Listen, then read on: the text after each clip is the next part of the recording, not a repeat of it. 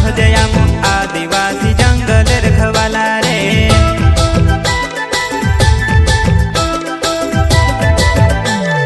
चल जंगल जमीन काजे पूजे रे आदिवासी दुनिया ने रखवाला रे।